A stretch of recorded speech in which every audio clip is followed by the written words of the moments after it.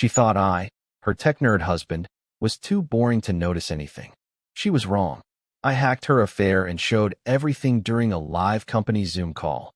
Every moan, every lie, every piece of her double life, exposed in front of her boss, her clients, and the entire board. My name is Mark Langford. I'm 42. Cybersecurity consultant by trade, ghost in the machine by nature. I'm the guy companies call when their systems get breached. Irony, I know. I'm not flashy. I'm not loud. But I never miss a detail. Especially when I start to suspect the person I sleep next to every night is no longer who she pretends to be. Tessa Langford, 41. My wife. Senior project manager at a top-tier design firm. Sharp as glass. Always 3 steps ahead, or so she thought. At work, they call her strategic. Efficient. A born leader. At home, she's distant. Distracted. Polished even in pajamas. I used to think it was just the job wearing her down. Now I know better. Her calendar said Boston Security Summit. I checked. There was no such event. The lie didn't come in a dramatic burst. It landed soft, quiet, like a snowflake on my tongue that melted into something sour. She was standing by the door, suitcase in hand, kissing me goodbye like she always did before work trips. Same smile, same scent, same script.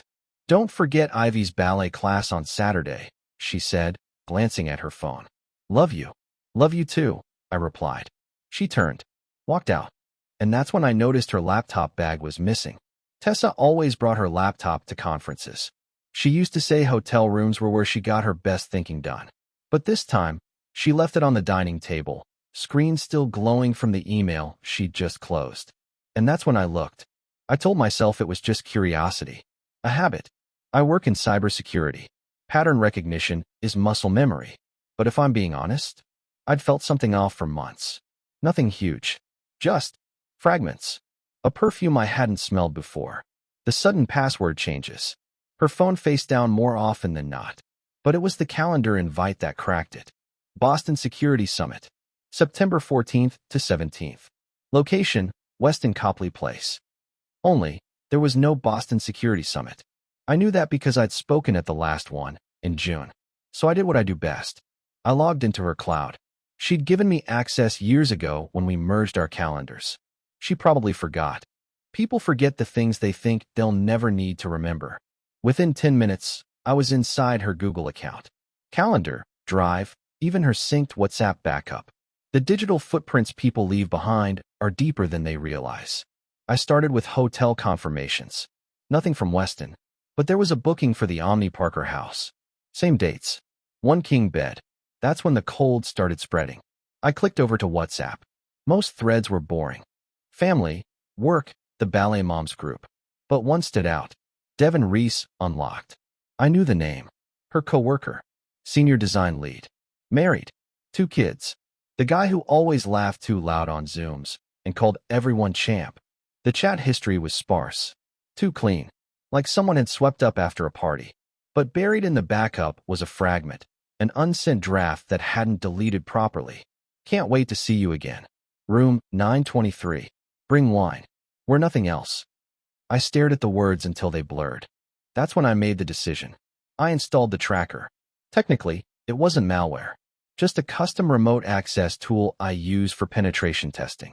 It activated the camera, recorded keystrokes, and uploaded footage to a private server only I could decrypt. She wouldn't notice. Tessa was smart, but she wasn't me. I watched her plane take off on Flight Radar 24. Watched the Uber receipt hit her email an hour later. Watched her enter the Omni at 3:41 p.m. At 3:58 p.m. The hotel room camera went live. The lights were dim. Tessa walked into the frame, heels clicking on the hardwood. She poured wine, adjusted her hair in the mirror, took off her blazer, sat on the edge of the bed. Then the door opened, and Devin walked in, shirtless. She smiled at him the way she used to smile at me. Soft, playful, like she didn't have a husband at home who had just packed their daughter's lunch. I watched through the remote feed as Devin leaned down to kiss her neck. Her laugh, that specific register, half-whispered, low in the throat. I hadn't heard it in months. I didn't breathe. I didn't blink. I just recorded. The entire scene was saved to a locked folder I labeled Trust. Avi, The irony wasn't lost on me. And it wasn't the only file. Over the next 36 hours, I collected everything. Screen captures, video snippets, text backups, Slack messages, browser history. I took it all, like a forensic artist rebuilding a crime scene. Because that's what this was now, a slow-motion crime against everything I thought we were. At 2:17 a.m., she typed the line that gutted me more than any kiss or moan ever could. He's so boring. I doubt he even notices I'm gone. I read it twice, then a third time, and then I save that too. I don't think she knows what I do for a living. Not really. She tells people I work in IT, that I fix systems.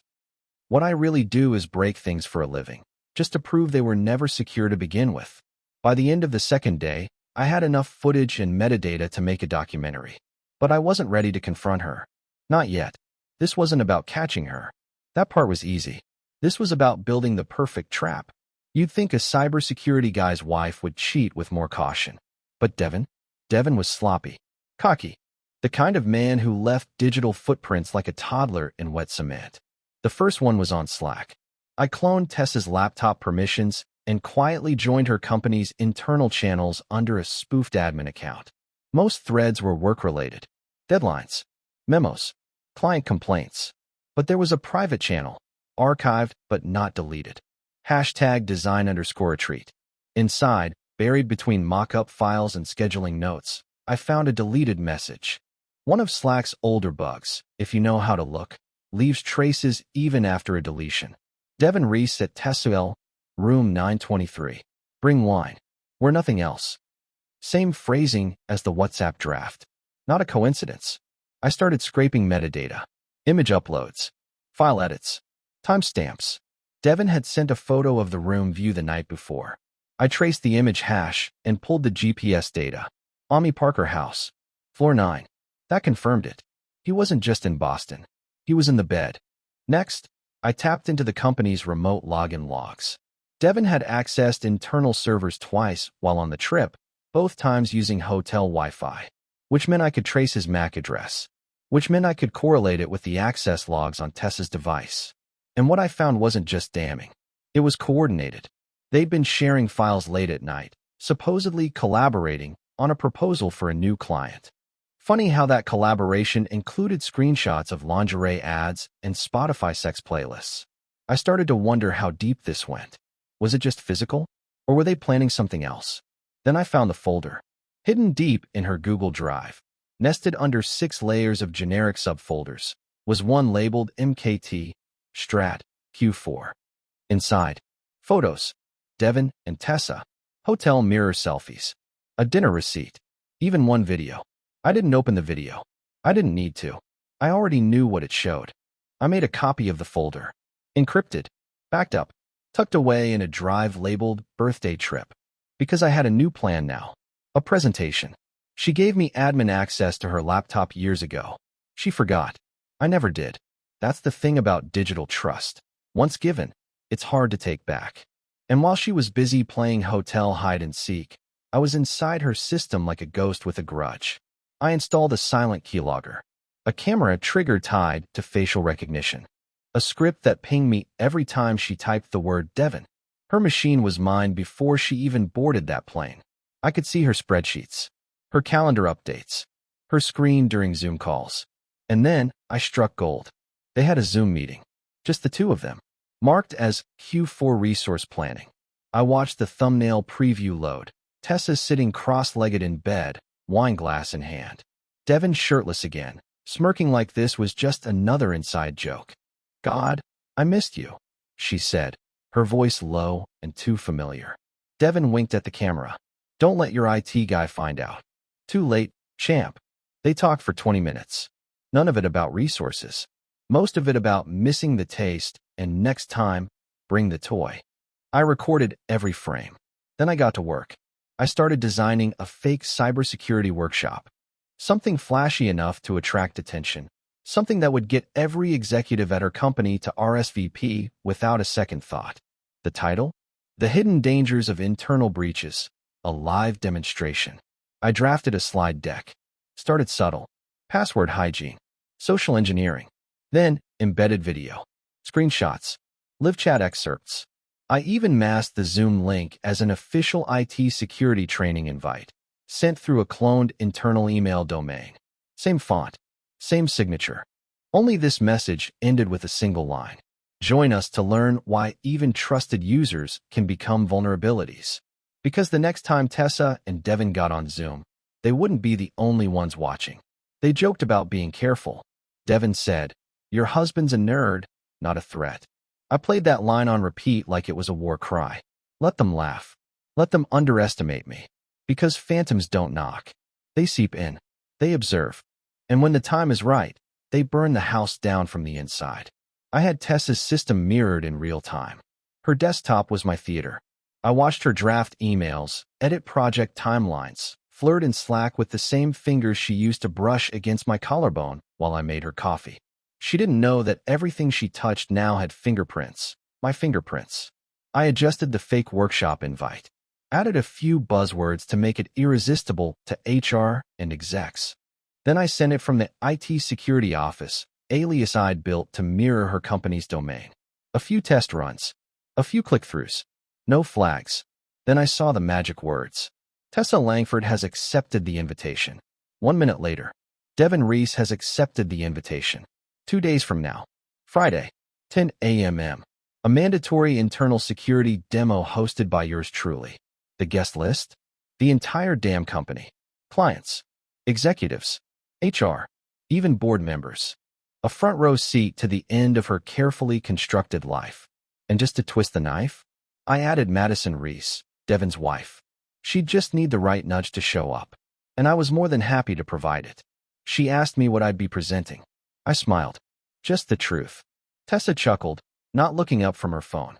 You IT guys love your mystery. I wanted to say, you have no idea. That night, she was extra affectionate. Made dinner. Poured me a glass of that overpriced Pinot Noir she usually hoards for her girls' nights. Thanks for covering ballet class Saturday, she said. You're the best. I watched her lips as she spoke. Wondered if Devin ever kissed her after she said those same words. I finished the wine. Then I finished the slideshow. It opened with a quote. The greatest threats always come from within. Slide after slide, I layered it. Subtle images in the margins, a hotel keycard, a time-stamped photo, a Slack message overlaid with fake credentials. None of it obvious. Until it was. Slide 13 was the turning point. A static image of Tessa's desktop with a title, Shared Vulnerabilities. Then came the chat logs. Then Devin's voice. Then her moan. They wouldn't know it at first. It would feel like just another case study. But by minute 6, no one on that call would be wondering if it was real. Only how long it had been going on. I synced the presentation with a timed screen share. No one could interrupt. No one could stop it. Except me. And I wouldn't. As I set the triggers and finalized the upload, I noticed a text flash on her phone across the room. Devin, same time Friday. Can't wait. Same time. As the call. Of course. She was planning to skip the workshop. Watching their affair on loop made me emotionally bulletproof. It didn't hurt anymore. Not like it should have. Not like it did that first night when I saw her legs wrapped around him like they used to wrap around me. Now it was clinical. Like analyzing malware in a sandbox environment, dissecting it, frame by frame, until all it left was silence. The presentation was ready. 10 minutes. Exactly 10. I tested it a dozen times. Each transition timed to the second. Voice clips fading in and out with perfect distortion. Video overlays just pixelated enough to make the viewer squint, to lean in. Because that's when the horror hits harder. I muted the soundtrack of her laughter and replaced it with static. I masked Devin's name under User X, Tessa under Subject T. For the first 3 minutes, it looked like an anonymized case study. Just another security breach profile. Text, audio, motion, then slide 6 hit. Her face. Clear. Not blurred. Not masked. Just Tessa, looking straight into the webcam as she licked red wine off her lip. That was the moment people would stop pretending they didn't recognize her. I ran it through one final time on a secure virtual machine. No skips. No crashes. No glitches. Flawless. I encrypted it. Triple-backed it up. Synced it to a dummy Dropbox set to public at exactly 10:08 a.m. Friday. If anything failed, The recording would go live anyway. Fail-safes for fail-safes. I sat back and stared at the screen. 10 minutes of revenge disguised as education. Every second a nail in the coffin of their careers, their reputations, their marriages. Then my Slack pinged. A private message. Madison Reese. Hi. I think we need to talk. I didn't respond immediately. I checked her profile. No recent activity. Devin must have thought she wasn't paying attention. She was. Her message continued. He told me he was in Chicago, but I found a hotel charge in Boston. Omni Parker. September 14th. I waited. 3 dots. Then, I found a receipt in his jacket. Dinner for 2. Tessa's favorite wine. Another pause. I know something's going on. I just don't know how bad. I cracked my knuckles. Typed. How do you feel about Friday morning? She replied instantly. What happens Friday? Everything. Another pause. What do you need me to do? I smiled. Log in. Watch. And when the moment comes, speak. She didn't hesitate. Send me the link. She was in. The other betrayed. And now, I wasn't alone.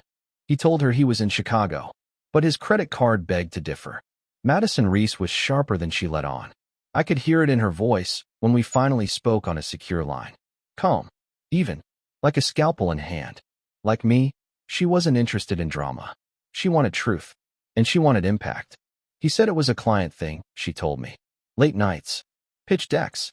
Sounded real enough, until I found the Uber receipt. Boston. 3 nights. 1 drop-off, Omni Parker house. I didn't need to convince her. Just confirmed what she already feared. I sent her a folder. Nothing graphic. Just enough to tip the scale. A photo of the hotel room wine bottle. A screen capture of a Slack message. Miss your hands. Her silence on the line stretched like wire. Then she said, they're going to learn what exposure feels like. We laid out the plan. I would host the Zoom. She would join under Devin's login. No camera. Mic muted until I cued her.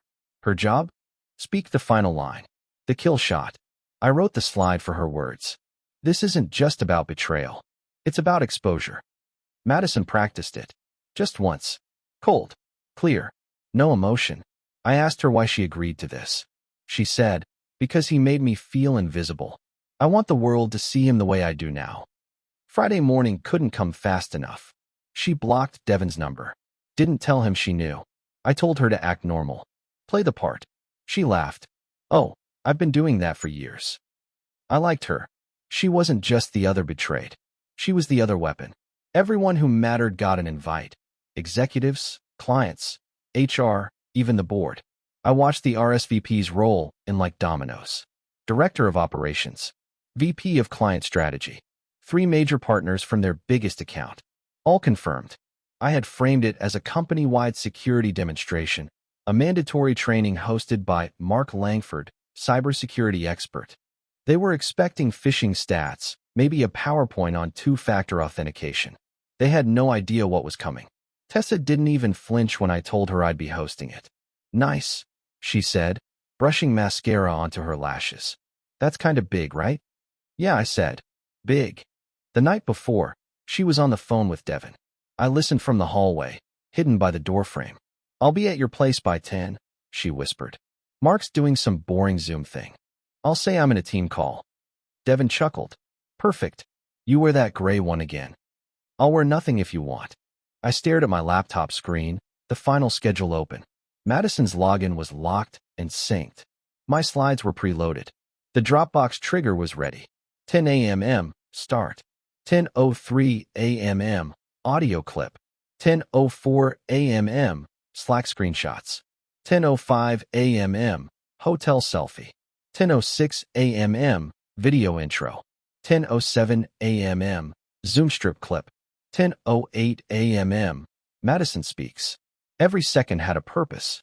At 9:51 a.m. Tessa walked out of the apartment in heels and a blouse I hadn't seen before.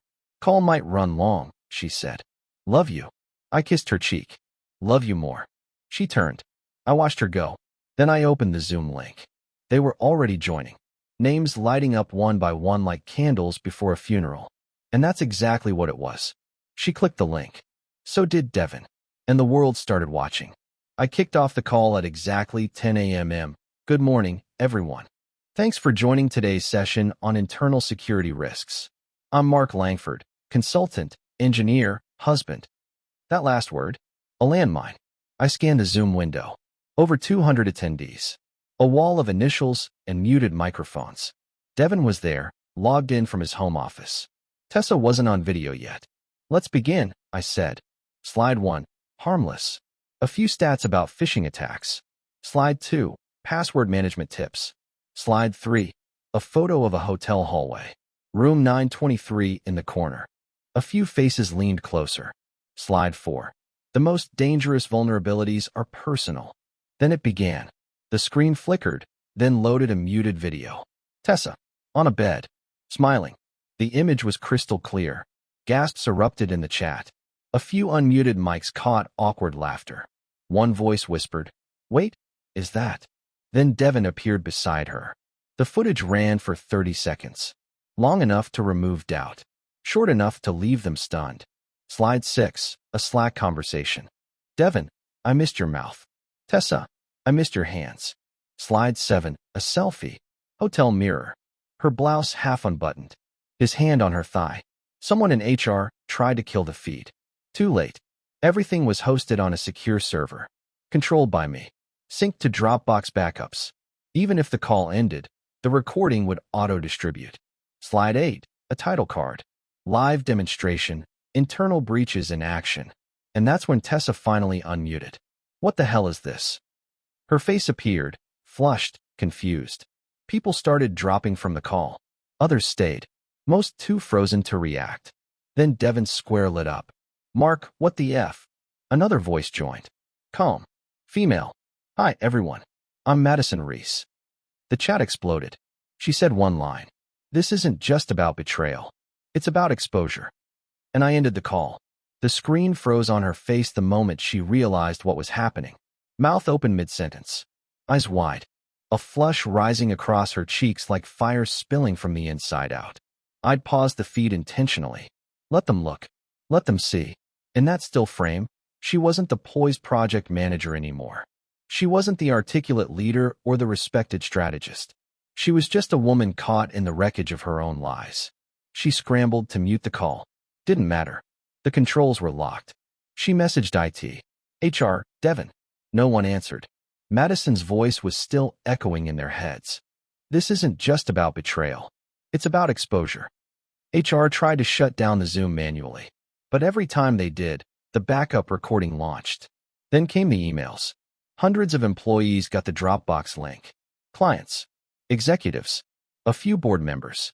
Subject line. Security breach demonstration, real case study. No password required. Just the truth. Devin's company phone was deactivated within the hour. His company login revoked. Tessa's access froze not long after. She came home at 1:47 p.m. The door slammed harder than usual. Mark? What the actual hell was that? She shouted. I was in the kitchen. Calm. Stirring coffee. She stormed in, hair frizzed, blouse wrinkled. You aired our private life in front of my entire company. No, I said. You aired it. I just hit play. Her face contorted. Rage, panic, disbelief. I'll lose my job. My clients. Everything. I sipped my coffee. You already lost me. She stared. Blinked. The first tear broke through. I reached into my jacket and slid a small black USB onto the table. Label. Evidence for divorce proceedings. You can keep that, I said. Then I walked upstairs, leaving her in the kitchen, the echo of betrayal still ringing between the walls. They both logged off, but the recording lived on. By sunset, the Dropbox link had been viewed over 3,000 times. A copy had landed on Reddit. One of the board members' assistants leaked it under the thread title. This is why you never cheat with your coworker. It hit 100K views before midnight. By morning, the internal comms team at Tessa's company sent out a mass email. Due to a recent incident involving unauthorized disclosure of sensitive material, we are conducting a full investigation. Parties involved have been placed on administrative leave. Translation? Tessa and Devin were suspended. Indefinitely. I didn't say a word. I let the silence do the talking. She stopped sleeping in our bed. She barely ate. Her phone buzzed endlessly. Half were work contacts ghosting her, the other half people who didn't want to take sides. At 2:17 p.m., a courier delivered a thick envelope. She opened it at the kitchen table with trembling hands. Termination notice. Conduct unbecoming. Breach of ethics. Reputational damage. Devon's came the same hour. Madison messaged me a screenshot of his. He didn't even try to deny it. Just kept saying, "Mark's a psycho." I laughed. Psycho was rich coming from a guy who sexted through Slack. Tessa sat in the living room for hours, just staring. That night, she asked, "Is this how you wanted it to end?" I didn't answer, because it wasn't the end. Not yet. I pulled out the divorce paperwork. Served it clean. No emotion. Just signatures and instructions. She didn't protest. Didn't argue. Just asked one question. "Did you ever really love me?" I looked her in the eye. "I love the version of you that didn't lie." Her LinkedIn said, "Looking for new opportunities," within 24 hours. It didn't help. The video was still making rounds. Edited, memed, shared like digital wildfire.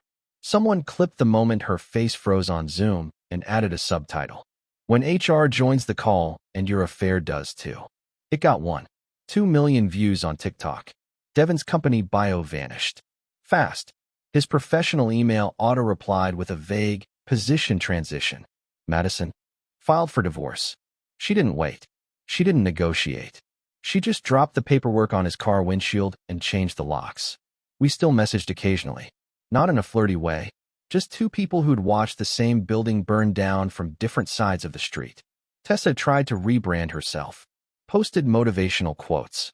Talked about resilience and new chapters. But the internet has a memory. And her name was tied to a scandal bigger than anything she could scrub. I'd gone quiet. Deleted all social accounts. Let the digital dust settle. Until I got the anonymous email. No sender. No subject. Just a single line. "They're blaming you for the leak." Attached was a screenshot, an internal email thread between two C-levels at Tessa's company, discussing potential legal action against Mark Langford for unauthorized access and malicious intent. I read it twice. Then I smiled. Let them try. I had logs. Timestamps. Admin permissions granted by Tessa herself years ago. And more importantly, I had a timeline. Precise. Documented. And I was about to share it with the world. They underestimated what I could do. Again, the moment I got that anonymous tip, the blame shifting, the whisper campaign, I activated the final protocol. I released the timeline. Not to gossip sites. Not to Reddit. I sent it to their legal team. To HR. To the board. And just for good measure, I blind copied every senior partner I'd ever consulted with. It was a 17-page dossier. Timestamps. Screenshots. Access logs. Her original admin permissions, with her digital signature. I didn't narrate. I didn't editorialize. I just labeled it. Forensic review. Internal breach documentation. Compiled by Mark Langford. Within an hour, I got 5 replies. 2 were apologies. 1 offered a clarification statement. And 1, the best one, came from the CTO. "Would you be open to a short-term consulting role to help us secure internal vulnerabilities?" Poetic. I exposed the rot, and now they wanted me to cure it. I took the offer. Not because I needed the money. I just wanted to walk through those polished glass doors and make eye contact with the people who'd once dared to spin the narrative. Tessa wasn't there anymore. She'd gone fully offline. Radio silent. Vanished from Slack. Her LinkedIn quietly deactivated. I heard she was living with her sister. I didn't care. The final firewall wasn't digital. It was emotional. And it was up now. I finished the contract. Got paid. Shook hands. Walked out. But before I left, I rewrote their internal security handbook. The opening quote. "Every breach starts with trust." She once said I wasn't passionate. Turns out, revenge is my love language. I moved out on a Thursday. Didn't say goodbye. Didn't leave a note. Except one. A sticky note. Center of the dining table. Written in black Sharpie. "You were the vulnerability." The apartment was quiet. Too quiet. She was probably out. Therapy, errands, whatever excuse she'd started clinging to. The bedroom still smelled like her perfume. But the house didn't feel like mine anymore. Maybe it never had. I took what mattered. My clothes. My daughter's drawings. My backups. Left everything else. Let her live in the ruins she built. Ivy doesn't know yet. She's too young. But one day, I'll tell her. Not the cruel parts, not the scandal, but the truth. That her father never stopped watching. That he saw everything. And that silence, sometimes, is the loudest kind of justice. I stayed in a short-term apartment for a while. Clean walls. No photos. No ghosts. Every so often, I'd get a ping. Another meme of Tessa's Zoom freeze face. A remix. A joke. A reminder. The last one I saw had 2 million views. The caption? Zoom exposure, when Control plus Alt plus Delete isn't fast enough. I didn't laugh. I just closed the tab. Because I was done. Logging out doesn't always mean forgetting. Sometimes, it just means choosing not to log back in. I left the city after that. Took a job in a quieter place. Mountains. Pine trees. People who didn't ask too many questions. I'm still in cybersecurity. Still watching systems. Still catching breaches. But now, I keep the real vulnerabilities at arm's length. And if anyone ever asks why I'm so good at spotting betrayal before it happens, I just tell them, because I've lived it.